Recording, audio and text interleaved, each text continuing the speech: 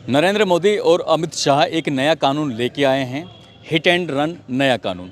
दरअसल ये पहले तो लोकसभा में पास होता है, उसके बाद फिर जाता है राष्ट्रपति के पास, तो राष्ट्रपति भी इस कानून को हरी झंडी दे देती हैं।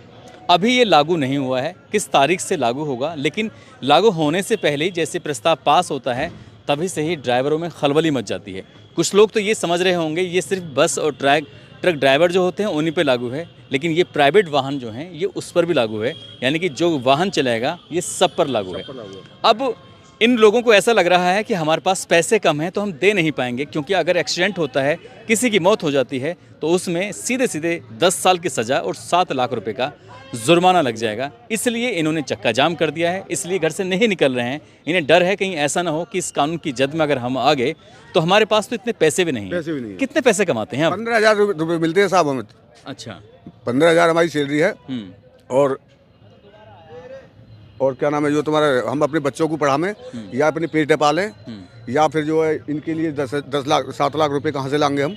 कितने साल से ड्राइवर हैं आप? मुझे हो गए करीब 17-18 साल हो गई। 17-18 साल में कभी कोई ऐसा हादसा हुआ आपसे? नहीं, अभी तक तो ऐसा कोई नहीं हुआ कि कोई मरा मुझ पर आज तक कोई नहीं है। अच्छा, तो फिर डर किस बात का जब आज तक 17 साल में नहीं हुआ तो? देखो ये वक्त का क्या पता है। और वाहन इतना रोड पे देख रहे हो तुम, कितना वाहन है आप रोड पे।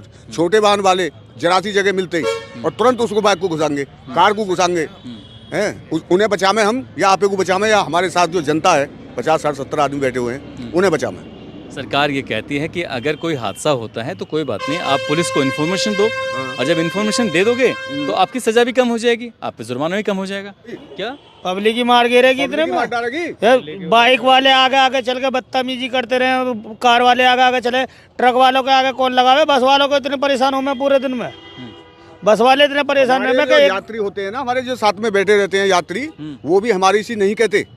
अगर ये बात सही है कि जब आप गाड़ी चलाते हैं तो कोई हादसा हो गया तो और बस जब करीब कितने लोग बैठ जाते हैं बस के अंदर? 50-60 लोग बैठते हैं। तो 50-60 52 में से कोई नहीं बोलता है? नहीं, कोई नहीं बोलता। इतने बढ़िया वाले। कब से जॉब कर रहे हैं आप? मैं तो सर मुझे 10 साल हो लिए इधर ही। तो अभी सेविंग की बात करें तो कितना रुपए आपके पास कुछ नहीं है, सब नील बटा नील है, कुछ नहीं है। घर का 10 लाख रुपए चल पाता है। 7 लाख रुपए कहाँ से लेके आएंगे? वही तो हम तैयार नहीं है, हम इस पे हम बिल्कुल एग्री नहीं है। कब से नहीं चला रहे गाड़ी, क्या है? गाड़ी तो मैं काफ़ी दिन से चला रहा हूँ, बट मैंने कल नहीं चलाई थी गाड़ी। बताओ कौन 10 लाख रुपए जुर्माना या 7 साल की जेल कौन काटेगा? तो भैया क्यों किसी को मारने की भी चले हो? मारो मत ना किसी को। ड्राइवर कोई नहीं चाहता कि उसके टायर के नीचे चींटी भी मरे। आदमी की तो बहुत बड़ी की बात होती है। फिर डर किस बात का है? डर क्या, अगर देखो रोड पे चलते हैं तो देखो हादसे होते रहते हैं, हो ही जाता है। कितने साल हो गए आपको चलाते हुए गाड़ी? मुझे 8 साल हो गए। 8 साल में कितने हादसे हुए आपसे? अभी तक तो देखो नहीं हुआ, ऊपर वाले का इतना बड़ा रहम है। तो जब अभी तक नहीं हुआ तो फिर आगे भी नहीं होने का? अगर हो गया तो फिर क्या करेंगे?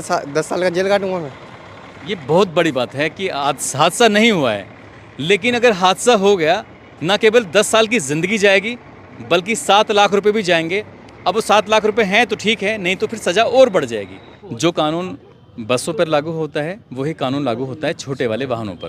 तो ऐसी स्थिति में अगर कोई हादसा हो जाता है, ये बात बिल्कुल सही है कि कोई किसी को जानबूझकर नहीं मारता है, लेकिन कोई अचानक से आ जाता है तो उसको बचाना भी मतलब मुश्किल हो जाता है कई बार। ऐसी स्थिति में अगर आपके साथ ये होता है तो 10 साल की सज़ा और 7 लाख रुपए जुर्माना। तो क्या कहेंगे इस कानून के बारे में? अगर लॉन्ग टर्म के हिसाब से देखेंगे तो उस हिसाब से जो लोग ड्रिंक एंड ड्राइव करते हैं तो वो थोड़े उनको मतलब एक तरह से जब इस कानून के बारे में ज़्यादा अच्छे से पता चलेगा या उनके सर्किल में ऐसा होगा कि किसी को सज़ा हो गई तो उसके लिए तो बेनिफिशियल होगा। लेकिन एक नॉर्मल इंसान के लिए उसके पास कैश नहीं रहता और उसकी कंडीशन फाइनेंशियली इतनी अच्छी नहीं रहती, लेकिन अगर उसके साथ ये हो जाता है तो फिर उसके लिए तो बहुत ज़्यादा प्रॉब्लम हो जाएगी। ये बात सही है। कोई आम आदमी, कोई बड़े आदमी की बात नहीं, आम आदमी अगर उसकी जेब में 50,000 रुपये भी हो ना, ये बहुत बड़ी बात है आज के इस दौर में।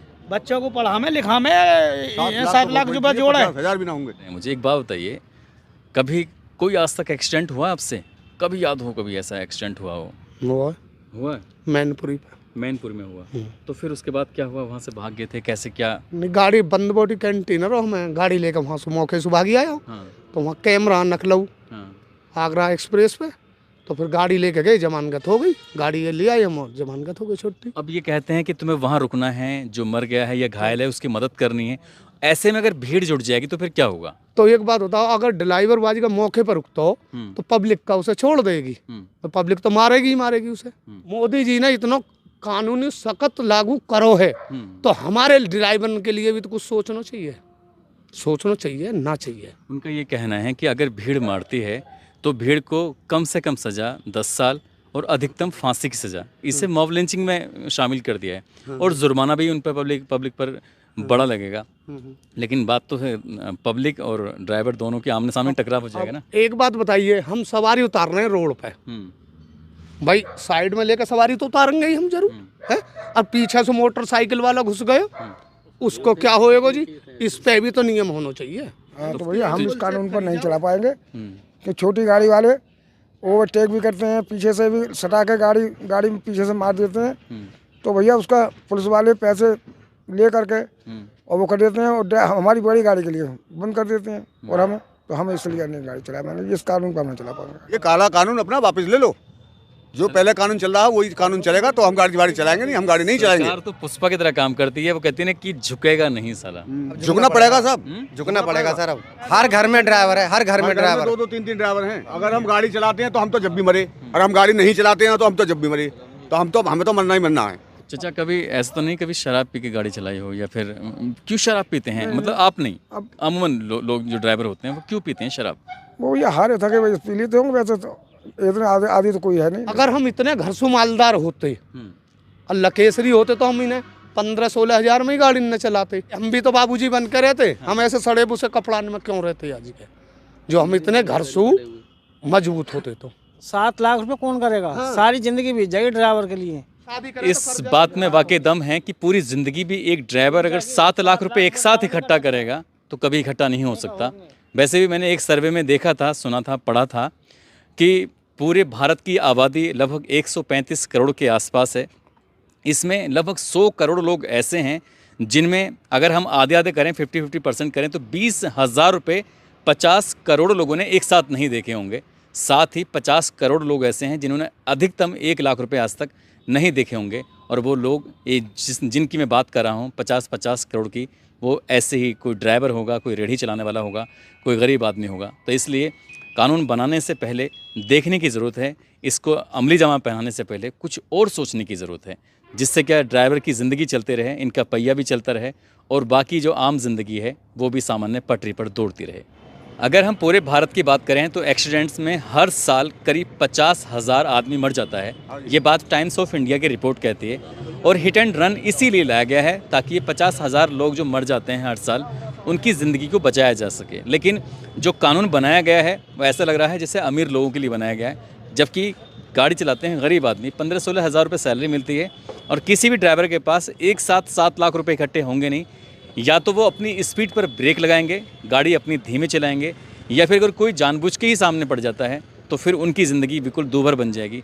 आगे भविष्य में होना क्या है ये तो हम नहीं कह सकते, लेकिन जिस तरह से देश भर में ड्राइवरों ने चक्का जाम कर दिया है उससे तो खैर कुछ ना कुछ सरकार को कदम उठाने की ज़रूरत है।